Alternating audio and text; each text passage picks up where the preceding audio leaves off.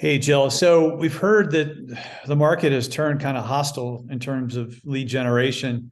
You have some tips and some guidance for us on what to do about it?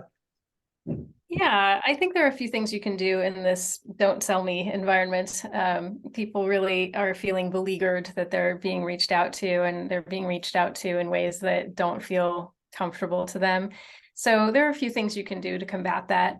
I think the first is to borrow from B2C marketing. So kind of take off your B2B enterprise hat and not focus as much on that strict demographic profiling and talking in your jargon and talking about your solution, but really thinking, and this is, basic marketing, but thinking about the customer and the prospect and what they're trying to do, putting it in their language, but also thinking more about the job that they're trying to do. So what are they trying to get done, and how can you help them to do that?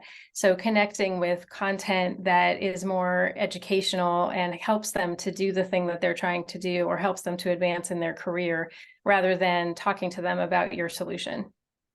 So that's the first one.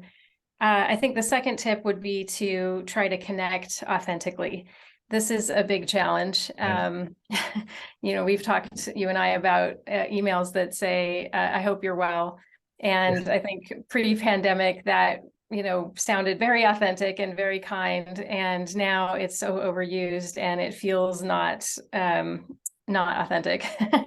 So I think the trick is to try to figure out, by doing some research and taking some time to make some sort of personal connection, a way that you can show up as yourself, as a human being, not just as a corporation with a solution to sell, but a way to create a connection that's a personal and individual connection, and even sometimes a community connection, and reduce that corporate facade and that jargon, and use their language, show up in their channels, talk to them about things that are important to them.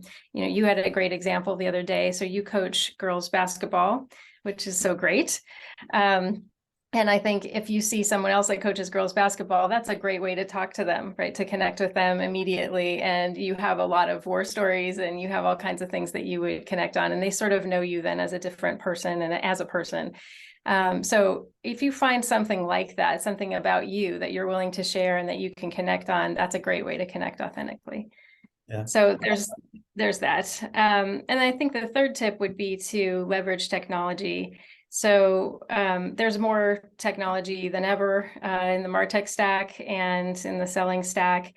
And I think the trick is to try to figure out, how do you use that technology, not just to help streamline automation and make it more convenient for you, but how do you use that to create authenticity? So can you connect APIs to be able to pull a richer profile for the people that you're trying to reach out to, so you get to know more about them?